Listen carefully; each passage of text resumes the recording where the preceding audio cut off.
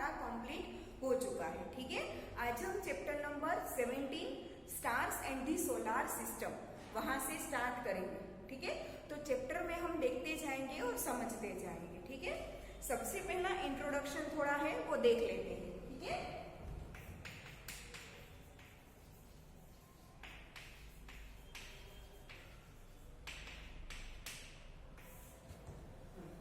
तो इंट्रोडक्शन में क्या है देखो, Paheli and Boojho visited their grandparents village during the summer break.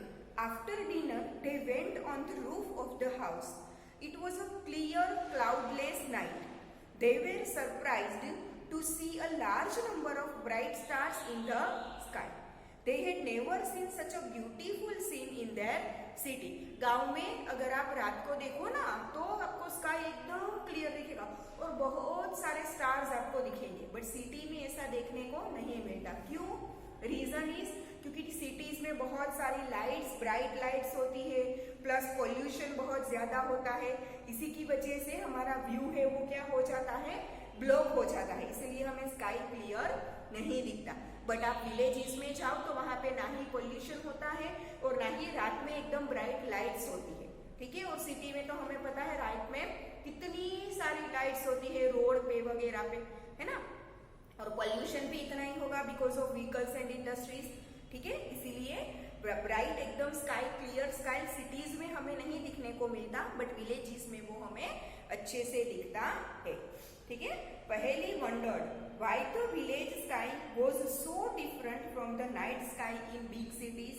Her grandfather explained that due to bright light, smoke and dust the sky in big cities is rarely clear. ठीक है, अभी मैंने बोला ब्राइट लाइट्स, पॉल्यूशन, डस्ट, इनकी वजह से क्या होता है, क्लियर नहीं दिखता सिटीज में। ठीक है, he also identified some objects seen in the night sky and told stories associated with them.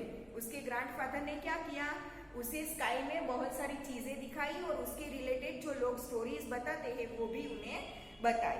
Night sky watching can be a fascinating experience at a place where there are no bright lights and the atmosphere is clean. जहाँ पे एकदम bright lights नहीं होती, pollution नहीं होता, atmosphere clean होता है, वहां पे रात को स्काई देखना बहुत फैसिनेटिंग, मतलब कि बहुत अच्छा होता है। आपको देख के ऐसा लगेगा कि वो कितना सुंदर है। ठीक है ना, look at the sky on a dark clear night. एकदम डार्क हो, जैसे कि डार्क नाइट हो, ठीक है, जिसे हम अमावस्या बोलते हैं, उस रात को आप स्काई में देखना कितने सारे आपको स्टार्स दिखेंगे। ठीक है, you see the entire sky डोटेड with countless stars. Countless मतलब कि आप गिन ना सको उतने सारे स्टार्स होते हैं। Some bright and some not so bright. बहुत सारे ऐसे होते हैं कि जो एकदम ब्राइट होते हैं और बहुत सारे थोड़े कम ब्राइट होते हैं। Observe them carefully. Do all of them appear to twinkle? Do you find any star like object which does not twinkle? ठीक है, कई सारे स्टार्स उसमें आपको ट्विंकल मतलब कि ऐसे झपकते दिखेंगे, ट्विंकल करते, और बहुत सारे ऐसे भी होते हैं कि जो ट्विंकल नहीं करते। ठीक है, एकदम क्या रहेंगे, वो स्टेडी रहेंगे, उसमें लाइट है वो ऐसे ट्विंकल करती हुई नहीं दिखेगी, एकदम स्टेडी दिखेगी। ठीक है, तो objects which do not twinkle are planets. जो ट्विंकल करते हैं वो स्टार्स होते हैं और जो ट्विंकल नहीं करते वो क्या होते हैं, प्लैनेट्स। ठीक है, the moon is the brightest object in the night sky. रात को आपको सबसे ज्यादा ब्राइटेस्ट क्या दिखता है, मून, क्योंकि वो सबसे हमारे नजदीक है, इसलिए ज्यादा बड़ा दिखता है और ज्यादा ब्राइट दिखता है। ठीक है, the stars, the planets, the moon and many other objects in the sky are called celestial objects. ठीक है, ये कैलेस्ट्रियल ऑब्जेक्ट्स की क्या है, डेफिनेशन है, उसे अंडरलाइन करो। कैलेस्ट्रियल ऑब्जेक्ट्स की क्या है, ये डेफिनेशन अंडरलाइन कर दो। The stars, the planets, the moon and many other objects in the sky are called celestial objects. ठीक है, now the study of celestial objects and associated phenomena is called astronomy. ये astronomy की definition है, underline करो। The study of celestial objects and associated phenomena is called astronomy. ये celestial objects मतलब कि sky में हमें जो स्टार्स, प्लैनेट सब कुछ दिखता है ना, उनका स्टडी करना, उनके रिलेटेड अगर कुछ चीज हो उसे डिस्कवर करना, उसका स्टडी करना, इस ब्रांच को, साइंस की इस ब्रांच को क्या बोलते हैं, एस्ट्रोनॉमी बोलते हैं। जैसे कि मैथ्स, साइंस में ब्रांचेस होते हैं ना, केमिस्ट्री, फिजिक्स, बायोलॉजी, वैसे साइंस की और एक ब्रांच है उसे क्या बोलते हैं, एस्ट्रोनॉमी। ठीक है। In ancient India our ancestors performed methodical observations of sky. हमारे एंसेस्टर्स थे, उनके पास इतना साइंस का नॉलेज नहीं था, तो वो क्या करते थे, एक मेथड उन लोगों ने स्काई को समझने के लिए डिस्कवर किया था। ठीक है। Their knowledge of astronomy was highly advanced for their time। अभी के टाइम के हिसाब से तो वो कम था, बट उसके जमाने में उनका नॉलेज बहुत अच्छा था, क्योंकि तब साइंस और टेक्नोलॉजी इतना डेवलप नहीं हुआ था, फिर भी इन लोगों को इतनी सारी चीजें मालूम थी, मतलब कि उस टाइम के हिसाब से उनके पास एस्ट्रोनॉमी का बहुत सारा नॉलेज था। ठीक है ना। Passage of the sun, stars, moon and planets in the sky helped them to devise calendars and almanacs। ठीक है। पैसेज ऑफ द सन मतलब कि विंटर में या तो समर में या तो मानसून में सन कौन सी साइड पे होता है। पैसेजेस ऑफ मून मतलब कि फुल मून में मून कैसा दिखता है, डार्क नाइट में मून दिखता ही नहीं है, धीरे धीरे मून की साइज घटती जाती है या तो मून की साइज बढ़ती जाती है। इन सब चीजों को ध्यान में रखकर उन लोगों ने क्या बनाया था, कैलेंडर बनाया था। और एल्मेनेक मतलब कि जिसमें मंथ वाइज हमें डेटा मिले वो। ठीक है। There were often used by people in their day-to-day conduct and a better understanding of climate and rainfall patterns for timely sowing and choice of crops, fixing the dates of seasons and festivals। ये जो उन लोगों ने calendar और एल्मेनेक बनाए थे ना, उनकी मदद से उन्हें कब विंटर आएगा, कब समर आएगा, कब मानसून आएगा, तो कौन से टाइम पे कौन सा क्रॉप उन्हें सो करना है। ठीक है। कौन सा क्रॉप जमीन में लगाना है, कौन सी खेती करनी है, कितना रेनफॉल होगा, कब होगा, ये सब कुछ उन्हें इसकी मदद से मालूम पड़ता था। ठीक है। Let us also make some observations of celestial objects and learn about them. अलग अलग कैलेस्ट्रियल ऑब्जेक्ट्स का इस चैप्टर में हम पढ़ेंगे। सबसे पहला है the moon.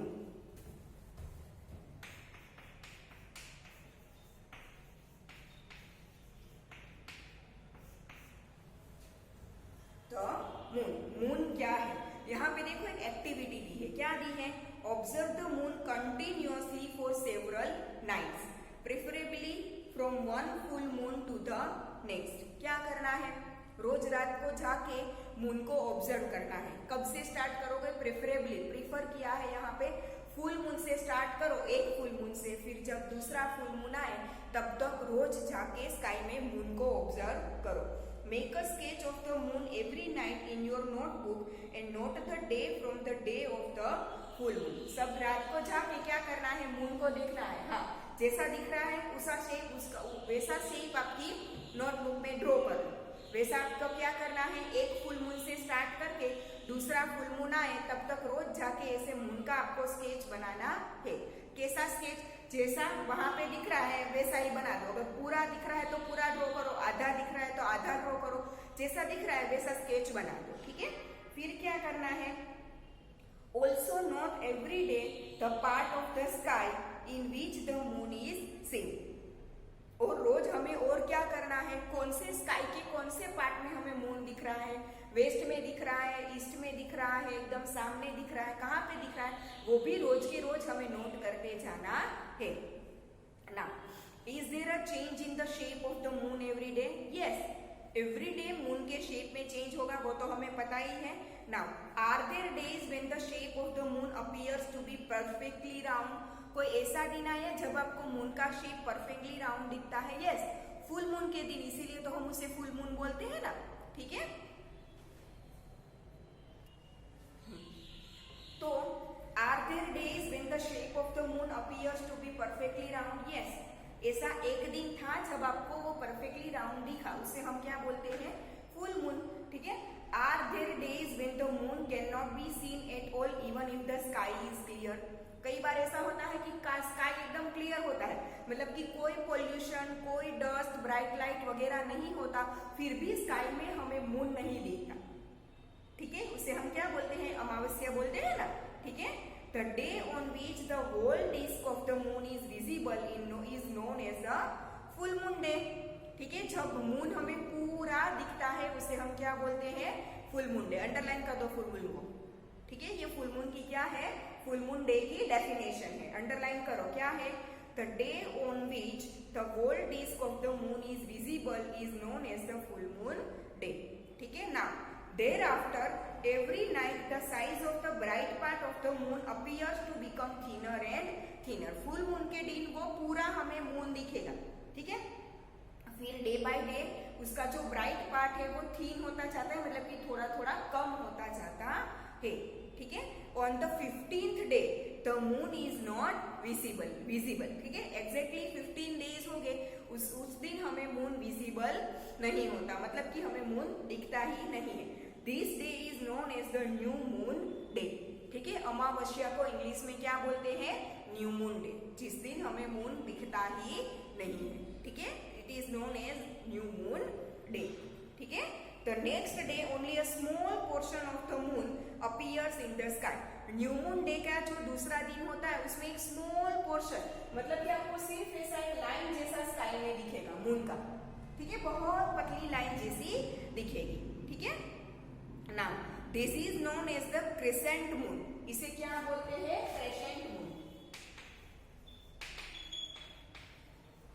New moon day का जो बाद का दिन होता है, न्यू मून डे के बाद का जो दिन होता है, जब हमें मून का एक ओनली स्मॉल पोर्शन एक लाइन जैसा ही दिखता है ब्राइट, उसे क्या बोलते हैं, क्रेसेंट मून, ठीक है। Now then again the moon grows larger every day, फिर धीरे धीरे रोज थोड़ा मून क्या होता जाता है, लार्ज होता जाता है। On the 15th day once again we get a full view of the moon, और अगेन 15 डेज के बाद हमें फिर से मून कैसा दिखेगा, फुल मून दिखेगा, ठीक है। The various shapes of the bright part of the moon as seen during a month are called phases of the moon, ठीक है। तो ये ड्यूरिंग अ मंथ हमें रोज अलग अलग जो मून के अलग अलग ब्राइट पार्ट के जो शेप्स देखते हैं ना, दिखते हैं, उसे बोलते हैं phases of the moon.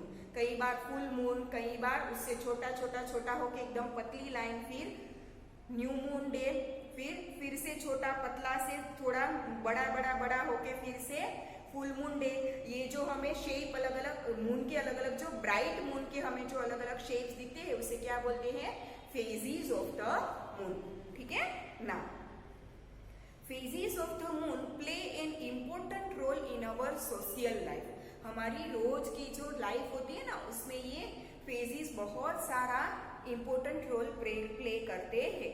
Almost all festivals in India are celebrated according to the phases of the moon, ठीक है। हमारे इंडिया में लगभग सारे के सारे फेस्टिवल ये मून के फेजेस के ऊपर हम सेलिब्रेट करते हैं। ओनली एक ही अभी जो गया उत्तरायण, मकर संक्रांति, वो एक ही 14 जनवरी को आता है विदाउट एनी ब्रेक। हर साल वो 14 जनवरी को ही होता है, वो एक हम डेट पे क्या करते हैं, सेलिब्रेट करते हैं। बाकी सारे इंडियन फेस्टिवल हम मून के फेजेस के हिसाब से ही सेलिब्रेट करते हैं, ठीक है ना। हाँ, फिर ये क्रिसमस वगैरह वो हमारा इंडियन फेस्टिवल नहीं है, वो तो हम अब सेलिब्रेट करते हैं अब, पर वो हमारा पहले से हमारा इंडियन फेस्टिवल नहीं है, इसीलिए वो डेट के वाइज आता है 25 दिसंबर को, ठीक है। बट जो हमारे लोकली इंडियन फेस्टिवल है वो सारे किस पर सेलिब्रेट होते हैं, मून के फेजेस के ऊपर, ठीक है ना।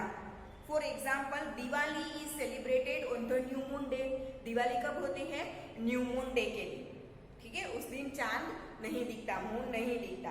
Buddha Purnima and Guru Nanak birthday are celebrated on full moon day. Mahashivratri is celebrated on 13th night of waning moon, ठीक है। 13th night of waning moon मतलब कि जो बढ़ता हुआ होता है, ठीक है, मतलब कि आप न्यू मून डे होता है वहां से लेके 13th डे काउंट करो, जिसे हम गुजराती में तेरस बोलते हैं, ठीक है। उस दिन महाशिवरात्रि सेलिब्रेट होती है, ठीक है। Eid ul Fitr is observed on the day following the sighting of crescent moon. जब ये क्रिसेंट मून दिखता है ना, उसका दूसरा दिन, दैट इज ईद उल फितर। ठीक है, ये जो क्रिसेंट मून दिखता है, ठीक है, मतलब कि न्यू मून डे, मतलब कि मून बिल्कुल नहीं दिखता, उसका दूसरा दिन मतलब कि एक छोटी सी लाइन जैसा ब्राइट मून दिखेगा, उसे हम क्रिसेंट मून बोलते हैं। ठीक है, तो ये क्रिसेंट मून के बाद का जो दिन होता है उसे हम क्या सेलिब्रेट करते हैं, ईद उल फितर। ठीक है, तो ऐसे मून के फेजेस के हिसाब से हमारे इंडिया में फेस्टिवल्स सेलिब्रेट होते हैं। तो ये जो नीचे येलो बॉक्स दिया है वो पढ़ रही हूँ। The time period between one full moon to the next full moon is slightly longer than 29 days. In many calendars, this period is called a month. ठीक है, एक फुल मून से लेके दूसरे फुल मून तक के जो टाइम होता है ना, वो नियरली 29 डेज या उससे ज्यादा होता है। और हमारे सारे कैलेंडर में, बहुत सारे कैलेंडर में उसे एक मंथ माना जाता है। हाँ, इंग्लिश कैलेंडर मतलब कि ये जो जनवरी फरवरी टू दिसंबर वाला जो कैलेंडर होता उसमें नहीं, हमारे इंडियन कैलेंडर में इसे हम क्या बोलते हैं, 1 मंथ बोलते हैं। ठीक है, let us try to understand why phases of the moon occur. अब ये मून के फेजेस क्यों बनते हैं वो हम अब देखते हैं। You have studied in chapter 16 that the moon does not produce its own light. हमने चैप्टर 16 में देखा था कि मून है, उसके पास अपनी लाइट नहीं है, सनलाइट उस पर गिरती है और वो वहां से रिफ्लेक्ट होकर अर्थ पे आती है, इसीलिए हमें मून दिखता है।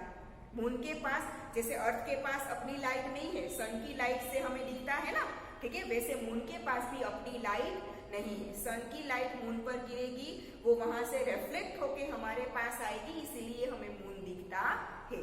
ठीक है, You have studied in chapter 16 that the moon does not produce its own light, whereas the sun and other stars do.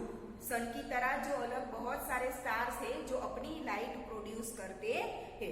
We see the moon because the sunlight falling on it gets reflected towards us. ठीक है, हमें moon दिखाई देता है क्योंकि उसके ऊपर जो सनलाइट दिखती है वो हमारी तरफ रिफ्लेक्ट होती है। We therefore see only that part of the moon from which the light of the sun is reflected towards us. इसीलिए हमें मून का वही पार्ट दिखता है जहां से लाइट हमारी तरफ रिफ्लेक्ट होती है। अगर दूसरी डायरेक्शन में रिफ्लेक्ट हुई तो वो पार्ट हमें नहीं दिखेगा। सन की लाइट तो पूरे मून पे गिरेगी, ठीक है, बट जो पार्ट का रिफ्लेक्शन हमारे तरफ आएगा वही मून का पार्ट हमें दिखेगा, दूसरा पार्ट हमें दिखेगा नहीं। आया समझ में? ठीक है, देखो ये पूरा रूम अगर बंद हो, एकदम अंधेरा हो, सारी खिड़कियां दरवाजे बंद हो, तो हमें कुछ दिखता है नहीं, क्योंकि सनलाइट रिफ्लेक्ट ही नहीं होती। ठीक है, तो वैसे ही मून पर लाइट तो आती है, मून पर सनलाइट तो आती है, बट वो सनलाइट रिफ्लेक्ट होके जितना पार्ट हमारी तरफ आता है उतना मून हमें दिखता है। जो पार्ट रिफ्लेक्ट होके दूसरी डायरेक्शन में स्काई में चला गया वो पार्ट हमें अर्थ से नहीं दिखता। क्लियर? ठीक है ना। देखो एक्टिविटी 7.2 में क्या दिया है, हमें मून के फेजेस कैसे बनते हैं ना उसकी एक एक्टिविटी दी है, तो वो एक्टिविटी करेंगे। तो हम पीछे देखो फिगर 17.5, ठीक है, वैसा शेप हमें अलग अलग मून का दिखेगा। ठीक है, देखो अर्थ के अराउंड मून रिवॉल्यूशन करता है, ठीक है, तो रिवॉल्यूशन करते करते सन की लाइट जितनी उस पर गिरेगी उसमें से जितना पोर्शन रिफ्लेक्ट होके हमारी तरफ आएगा उतना पोर्शन हमें दिखेगा। तो यहाँ पे फिगर में आपको दिख रहा है, ठीक है, यहाँ से स्टार्ट करो तो मून का इतना पोर्शन ही रिफ्लेक्ट होके अर्थ पर आएगा, तो उतना ही मून हमें दिखेगा। ठीक है, फिर यहाँ पे जब आता है तो पूरे मून की लाइट है वो रिफ्लेक्ट होके अर्थ पर आएगी, तो उसे हम क्या बोलते हैं, फुल मून डे। ठीक है, वो मून हमें पूरा दिखेगा। फिर अगेन डे बाय डे उसका रिफ्लेक्शन हमारी तरफ, हमारी अर्थ की डायरेक्शन में आना क्या हो जाता है, कम हो जाता है। एंड आफ्टर 15 डेज कुछ भी लाइट रिफ्लेक्ट नहीं होता, तो उस दिन हमें मून नहीं दिखता, जिसे हम क्या बोलते हैं, न्यू मून डे। क्लियर? ठीक है, तो फुल मून डे के दिन पूरा मून हमें दिखेगा, बिकॉज पूरी जो लाइट है वो हमारी तरफ रिफ्लेक्ट होके आती है। और न्यू मून डे के दिन हमें नहीं दिखेगा क्योंकि लाइट कुछ भी रिफ्लेक्ट होके हमारी तरफ नहीं आती। ठीक है, चलो तो नीचे का अब जो हमें येलो बॉक्स में दिया है वो करवा रही हूँ। Remember that the moon revolves around the earth along with the moon revolves around the sun. Moon earth के अराउंड रिवॉल्व करता है और अर्थ वो मून को रिवॉल्व करवाते करवाते फिर सन के अराउंड रिवॉल्व करती है। मतलब कि अर्थ जब मून के अराउंड सन के अराउंड रिवॉल्व करेगी तब अर्थ के आसपास जो मून रिवॉल्व करता है वो भी उसके साथ साथ होगा। ठीक है ना। Can you now guess the relative positions of the sun, moon and the earth on the day of the full moon and on the day of the new moon? ठीक है, तो इसके ऊपर से हमें पता चलता है कि फुल मून डे या तो न्यू मून डे के दिन अर्थ और सन और मून की पोजीशन क्या होगी। फुल मून डे होता है तब इस तरफ अगर सन है तो बीच में मैं समझ लू अर्थ, मैं समझ लो कि अर्थ, इस तरफ सन है तो इस तरफ क्या होगा, मून होगा। ठीक है, इसीलिए हमें फुल मून दिखता है। और जब न्यू मून डे होता है ना तब सन और अर्थ के बीच में मून आ जाता है, इसीलिए हमें नहीं दिखता। ठीक है ना। Sketch these positions in your notebook. In which part of the sky would you look for the full moon. Full moon के लिए हमें कौन सी डायरेक्शन में देखेंगे, तो जहां पे सन है उसकी ऑपोजिट डायरेक्शन। ठीक है ना। The size of the illuminated part of the moon visible from the earth increases each day after the new moon day. New moon day के बाद illuminated part of the moon मतलब कि जो हमें bright part दिखता है वो day by day new moon day के बाद डे बाय डे वो इंक्रीज होता जाता है। कब तक इंक्रीज होगा, फुल मून डे तक। आफ्टर फुल मून फिर से वो धीरे धीरे डिक्रीज हो जाता है और न्यू मून डे के दिन बिल्कुल नहीं दिखता। ठीक है। After the full moon day the sunlight part of the moon visible from the earth decreases in size every day. ठीक है ना। The moon completes one rotation on its axis as it completes one revolution around the earth. हमने earth के बारे में पता है कि अर्थ है वो सन के आसपास रिवॉल्यूशन करती है प्लस अपनी एक्सिस पे भी वो रोटेशन करती है। ऐसे एक्सिस पे भी वो रोटेशन करती है, साथ साथ रोटेशन करते करते वो सन के अराउंड घूमती है। सेम ऐसा मून का है कि वो अर्थ के आसपास रिवॉल्यूशन करता है, साथ में अपनी एक्सिस पे भी वो रोटेशन करता जाता है। ठीक है ना। द मून्स सरफेस, मून का सरफेस कैसा होता है।